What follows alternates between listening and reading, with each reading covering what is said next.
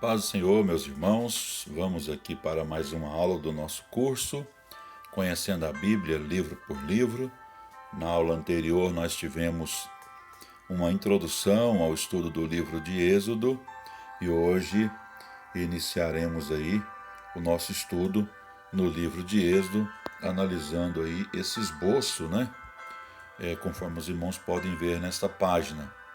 A nossa aula se baseará, ou nossas aulas, né, terão como base esse esboço. Israel é libertado, Israel vai para o Sinai e Israel no Sinai. Bom, vamos aqui observar esta página, onde diz que Deus suscita um líder. Na letra A, e diz servidão no Egito, Êxodo capítulo 1. Transcorreram 300 anos, desde a morte de José até os dias do livro de Êxodo. Os 70 hebreus que foram para o Egito, agora no livro de Êxodo, eram milhares.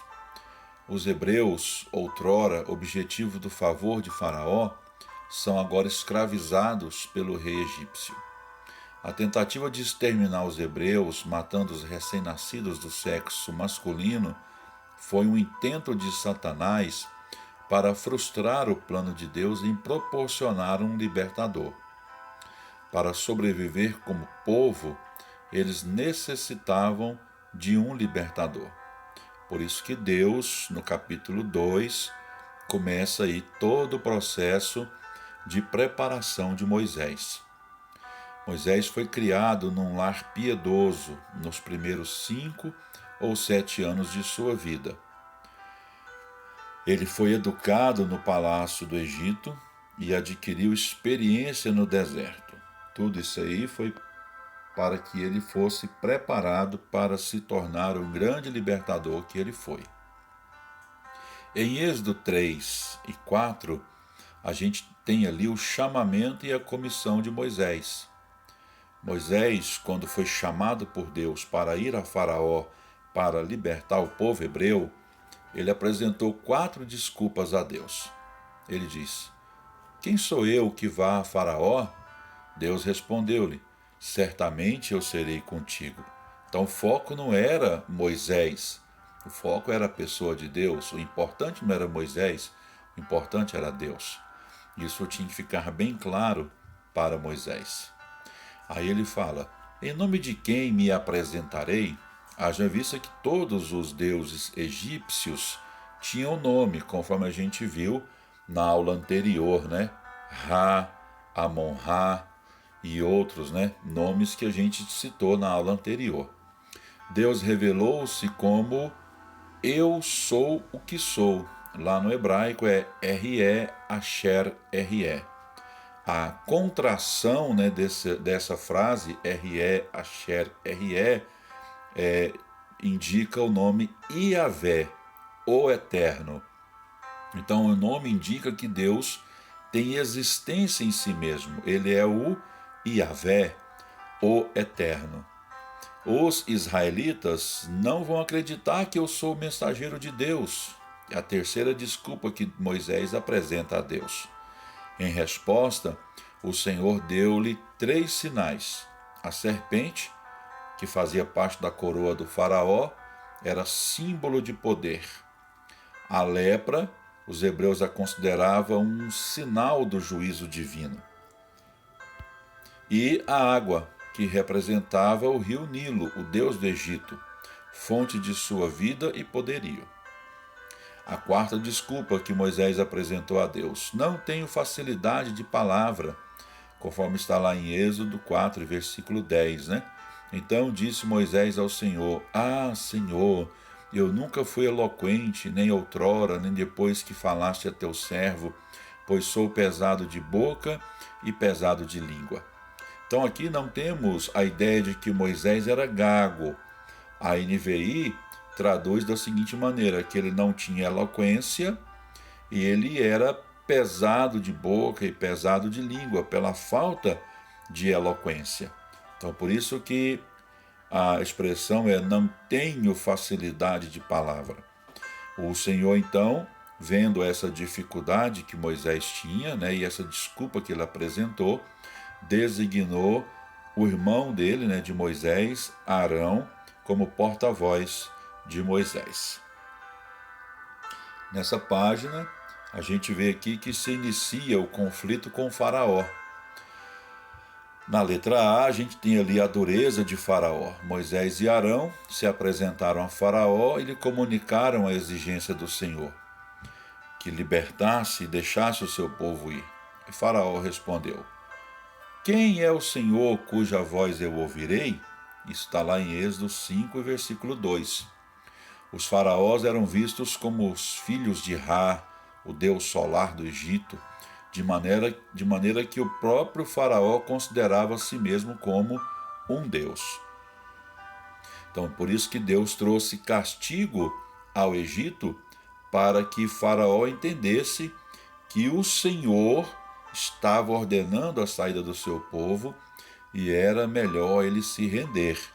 Então, na letra B aí nós temos aí as pragas. As pragas foram resposta de Deus à pergunta de Faraó. Ele perguntou a Moisés, né? Lá em Êxodo 5 e 2, quem é o Senhor cuja voz eu ouvirei?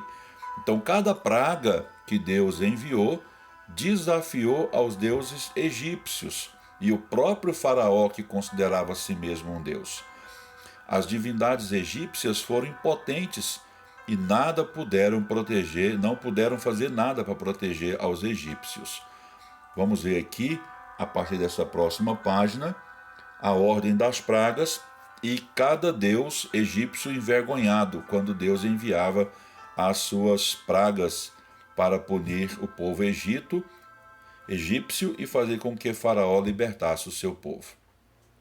Então a primeira, né, foi a água do Nilo ter se convertido em sangue. Osíris era o protetor do Nilo e nada pôde fazer. A segunda praga foram as rãs e os deuses Rap e Requet nada puderam fazer. A terceira praga foram os piolhos e Geb, o deus da guerra, também nada pôde fazer. Desculpa, né? Gabe, o deus da terra, nada pôde fazer. Na quarta praga, que foram a praga das moscas, Ra ou Belzebu eram os seus deuses protetores e nada então puderam fazer. A quinta praga, que foi a peste, atingiu, né, diretamente Apis, cabeça de vaca, deusa da fertilidade. Ela foi derrotada e ela, como protetora do gado, nada pôde fazer. Na sexta praga, nós temos ali as úlceras, onde Tifon, que era o deus que deveria impedi-las, nada pôde fazer. Saraiva, que foi a sétima praga, onde as lavouras foram devastadas e os egípcios perderam a plantação, a deusa Serapis ou Nut, deusa do céu, também nada pôde fazer.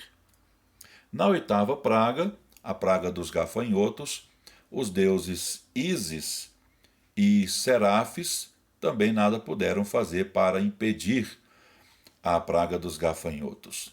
A nona praga, a praga das trevas, foi um duro golpe contra deuses Urus, protetor do sol, e uma das principais divindades egípcias, que era Ra, o deus sol ou o deus da luz.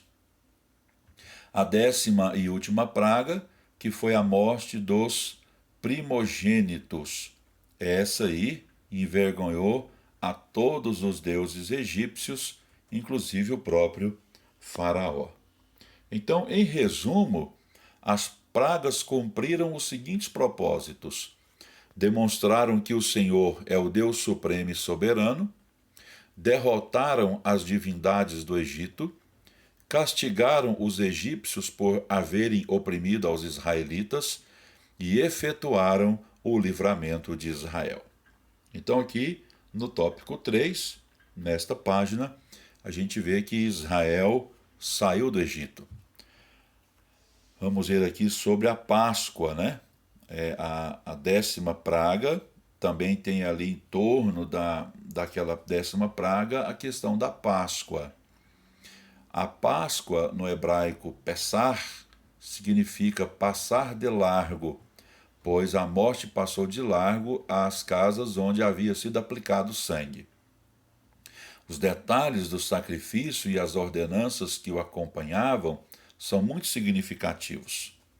O sacrifício devia ser um cordeiro macho de 1 ano, ou seja, plenamente desenvolvido e na plenitude de sua vida. O cordeiro tinha de ser sem mácula. O cordeiro foi sacrificado pela tarde como substituto do primogênito. Os israelitas tinham de aplicar o sangue nas ombreiras e na verga das portas, indicando sua fé pessoal. Tinham de assar a carne do cordeiro e comê-la com pão sem fermento e ervas amargas. Deviam comê-lo em pé e vestidos como viajantes, estando preparados para o momento da partida. Na letra B, então, nós temos aqui a partida dos israelitas. Depois da morte dos primogênitos, Faraó permitiu a saída dos israelitas. Faraó pediu a Arão e a Moisés que o abençoassem. Os egípcios entregaram suas joias, ouro e prata aos hebreus, quando estes lhos pediram. Assim partiram em liberdade como se fosse um exército de conquistadores com seus despojos, e não como escravos que saíam de um cativeiro. Saiu do Egito 600.000 homens com suas famílias. Nem todos eram israelitas. O antigo pacto não excluía os gentios. Na letra C, nós temos aqui a travessia do Mar Vermelho. Deus mesmo se constituiu em guia de seu povo, manifestando-se numa coluna de nuvem e de fogo. Deus colocou os hebreus em uma situação muito perigosa. Deus quis revelar-se como o único guerreiro da batalha e protetor de seu povo, dando-lhe um livramento inesquecível. Os israelitas atravessaram pelo leito seco e o exército inimigo foi afogado. Depois do livramento, os hebreus cantaram louvores ao Senhor pelo triunfo. A primeira parte do Cântico de Moisés trata da vitória sobre os egípcios, e a segunda parte profetiza a conquista de Canaã. Então vamos aqui para o último slide, a última página de hoje, onde fala sobre a importância do êxodo. Ao longo da história de Israel, legisladores, profetas e salmistas citaram os extraordinários acontecimentos que envolveram a saída do Egito e a travessia do Mar Vermelho. Os hebreus deveriam se lembrar desses favores e serem gratos e obedientes. Tão grande é a importância do êxodo que o Senhor, em todo o Antigo Testamento, é o Senhor que nos fez subir da terra do Egito. Nós temos todas essas referências aí que citam, que o Senhor é quem fez com que os hebreus saíssem da terra do Egito. Que Deus abençoe os irmãos e teremos depois uma próxima aula também falando sobre o livro do Êxodo. Deus abençoe, muito obrigado.